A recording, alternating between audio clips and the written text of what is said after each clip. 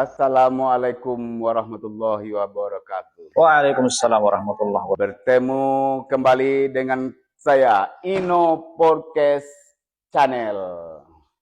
Hari ini saya kedatangan tamu, dua orang anak muda, putra dan putri Empat Koto Pulau Punjung. Yang menurut penilaian saya, mereka berdua punya pencapaian prestasi di bidangnya masing-masing. Dan saya di sini hanya menanyakan dan mengambil sisi pengalaman dari anak-anak muda kreatif yang bisa membuka lapangan kerja sendiri dan bisa berusaha sendiri setelah tamat kuliah dari masing-masing mereka. Walaupun belum ada jadi pegawai ya dah. Jadi di antara dua ini punya perbedaan-perbedaan profesinya masing-masing. Saya kenalkan dulu, namanya si Randi, Pak. Panggilan? Randi. Randi. Tinggalnya di Empat Koto Pulau Punjung. Di Empat Koto Pulau Punjung. Tepatnya? Tepatnya kalau kita di Pulau Punjung itu sebelum jembatan Sungai Dare. Sebelah kiri dari kalau kita arah Morobungo ya? Betul. Oke. Tasa juga Empat Koto? Iya, sama. Tinggalnya pasnya? Kalau Tasya itu kurang lebih dekat sama Randi. Iya. Memang kalau Pak tahu itu ada rumah raja. Oh ya ya. Jadi nanti nggak jauh dari rumah raja. Oh, arah ke Bubulang. Berarti sama-sama keturunan raja, setidak-tidaknya keturunan anak-anak raja, tidaknya keturunan pangeran-pangeran. Kalau Tasya raja, Pak. Raja ya? Iya, keturunan raja itu.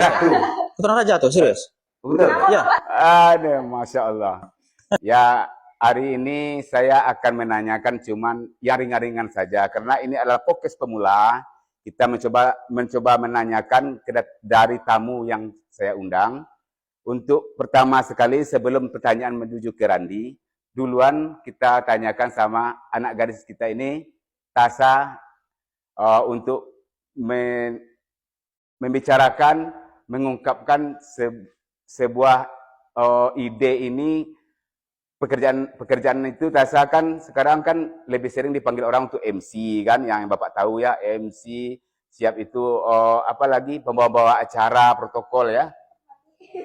Ayolah kacau. Dan saya tahu Bapak ya, informasi yang Bapak dapat, Tasa sudah sering mendapat job untuk mencari belanja setelah tamat kuliah ini, menjadi protokol, panggilan protokol, MC di tempat-tempat orang pesta kan gitu.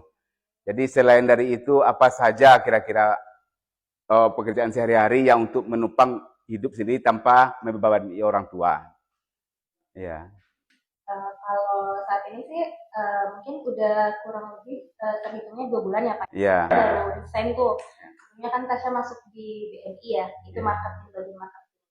Jadi udah 2 bulan ini kurang lebih Tasya dari desain. Nah, karena Tasya juga nggak ada kegiatan, makanya Tasya ikut BLK yang sekarang yang konten visual. Iya.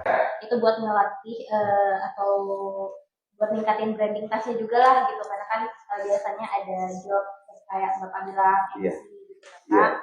Jadi buat melatih skill juga supaya nanti teman-teman juga banyak tahu Tasya bisa voice over, bisa dubbing gitu. Oh iya, oke. Jadi di pelatihan BLK sekarang memang dibentuk generasi-generasi yang bisa menjadi lebih mendalami ya, lebih mendalami bakat yang ada dari diri kita ya. Oke.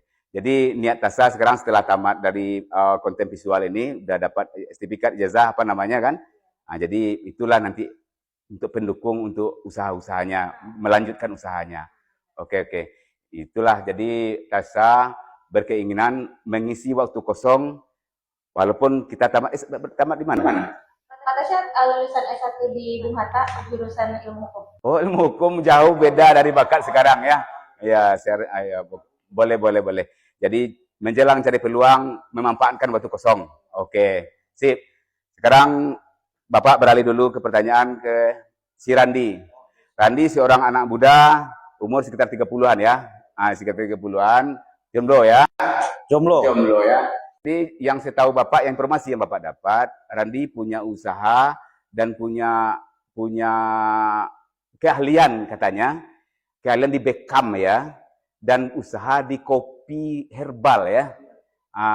Itu yang Bapak tanyakan, bagaimana ide ini, usaha ini kenapa timbul ide ini untuk memulainya? Mulai dari bekam dulu ya berarti ya? Oh ya, dua tadi ya. Dimulai dari Beckham dulu. Dari mana istilah pengalaman atau sekolah atau gimana Bapak juga nggak tahu kan? Oh iya iya. Jadi dulu pertama kali saya mulai bekam itu masih kuliah, Ya. semester akhir. Ada nasihat dari salah seorang orang tua saya waktu itu mengatakan, kalau kalian hanya mengharapkan skill kuliah saja, nanti susah bersaing di dunia pekerjaan di luar. Pas tamat katanya begitu. Saya mikir nih, ini apa yang harus saya punya skill, agar nanti kalau saya nggak harus pakai ijazah kan, skill itu nanti bisa untuk kehidupan saya. Seperti itu. Akhirnya ngobrol-ngobrol sama saudara, sepupu, ternyata beliau lagi ada bekam, pelatihan bekam. Akhirnya saya pertama kali belajar bekam ya sama beliau, saudara saya waktu itu, pas masih kuliah. Iya, itu Beckham ya. Bekam itu. Ternyata bekam ini tidak bisa lepas dari rukiah. Jadi di kampus waktu itu sering ada keluhan, kesurupan segala macam. Akhirnya saya belajar. Oh, Bapak baru tahu juga nih, bukan Beckham aja, rukiah juga ya? Iya, ada rukiah juga. Bapak juga ingin tahu, rukiah itu bisa seperti orang punya indera keenam itu nggak? Bisa melihat sesuatu yang lain dari... Ini perlu kita luruskan kayak ini. Iya. Istilah indera keenam itu. Mungkin sering viral sekarang ya, ada indera keenam, indigo, atau semacamnya. Ternyata dalam prinsip rukiah, atau dalam ilmu Islam, itu dikatakan mereka tuh orang yang sedang sakit, Pak. Indigo, indera keenam itu orang sakit sebetulnya. Iya. Iya, kenapa sakit? Karena prinsipnya adalah, secara real, atau dalam syariat Islam, tidak ada satu pun manusia yang bisa melihat jin. Itu Allah yang tahu ya. Allah mengatakan dalam Quran, bahwa kata Allah apa? Mereka bisa melihat kalian nggak bisa lihat. Itu kata Allah loh. Rasul pun juga seperti itu. Dan kapan orang bisa nengok jin? Ada dua masalah. Pertama, seseorang kalau mengatakan bisa nengok jin, ada dua kemungkinan. Pertama, dusta. Yang kedua, jin itu ada di tubuhnya. Orang sakit. Nah, begitu. Maka orang yang seperti itu harusnya diruqyah. Oh, orang seperti itu malahan diobati. Harus diruqyah.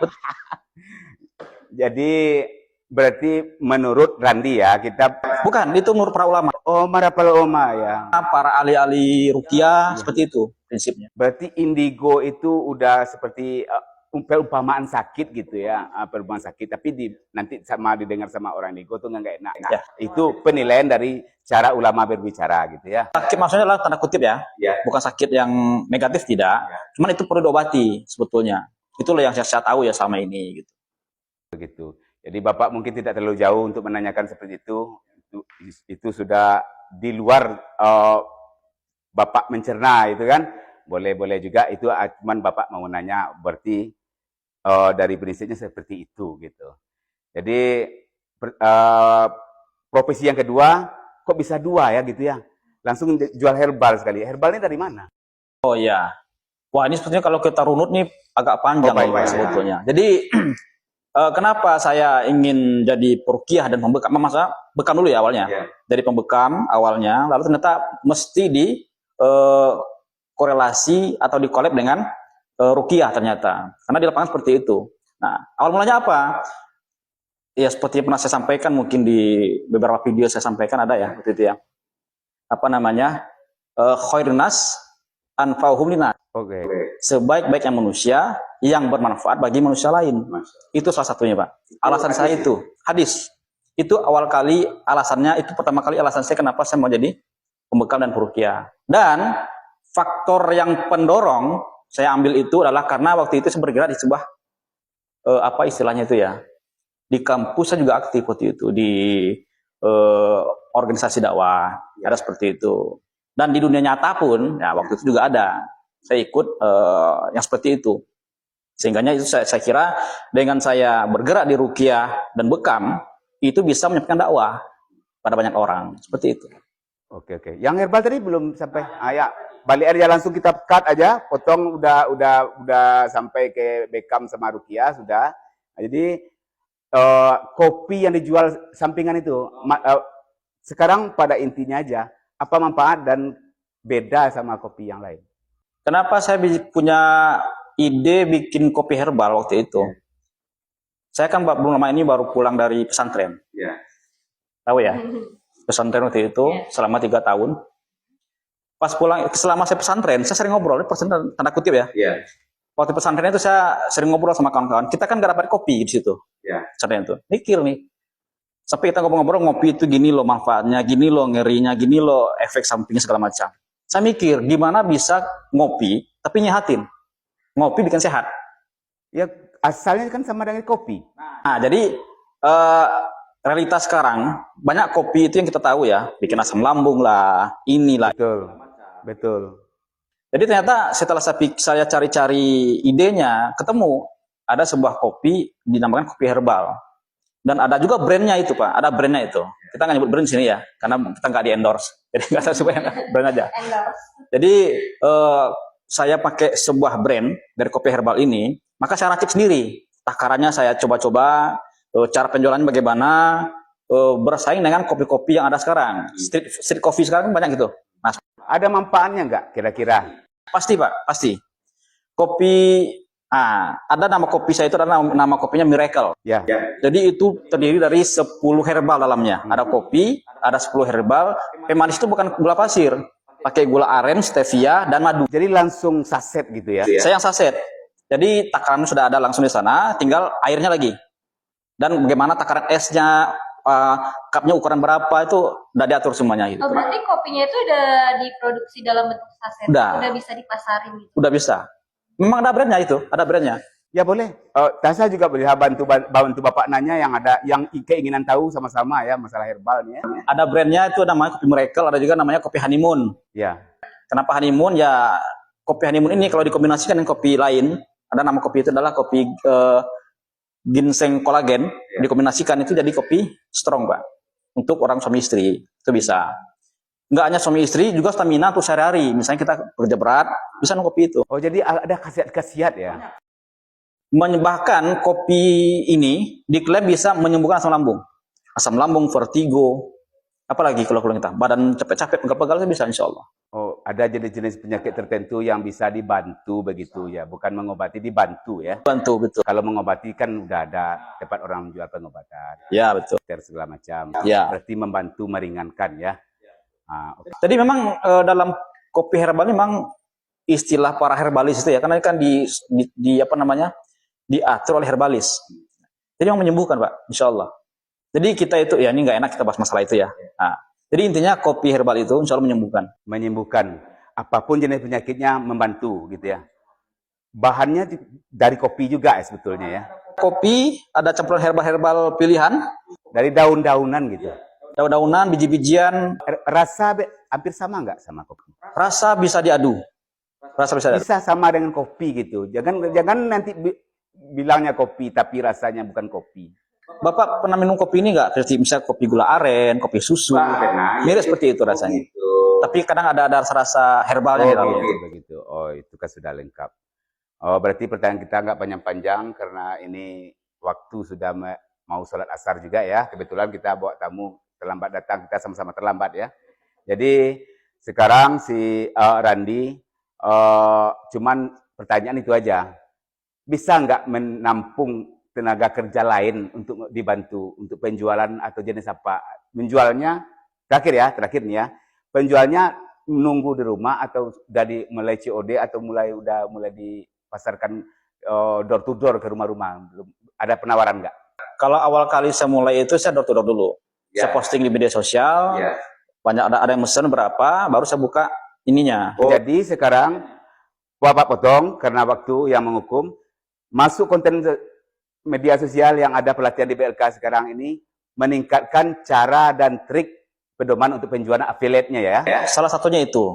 Yang paling utama bukan itu Pak. Paling utama adalah dengan belajar konten kreator, itu bisa dakwah secara digital. Boleh. Itu Mantap anak muda.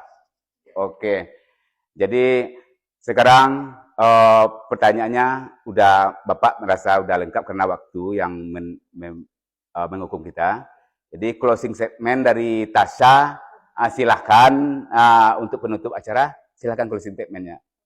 apa ya, mungkin karena Tasya baru belajar juga ya Pak ya. Jadi Tasya nggak mau menggurui buat Bapak atau teman-teman di luar sana. Tapi kalau ada yang punya bakat, walaupun itu bakatnya kecil atau baru mulai, ya udah nggak apa-apa dikembangin dulu. Nanti lama-lama kan bisa tersalurkan agar orang lain tahu.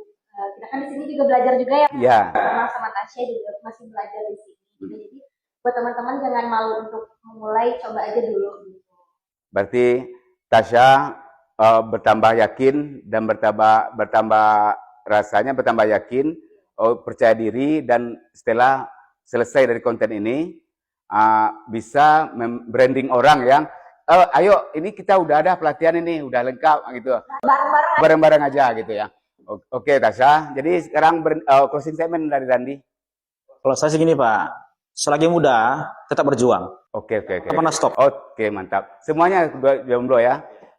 Bisa yang auden yang ada yang nampak kan cantik dan ganteng, silakan komen di DM aja boleh, DM aja di komen bawah ya.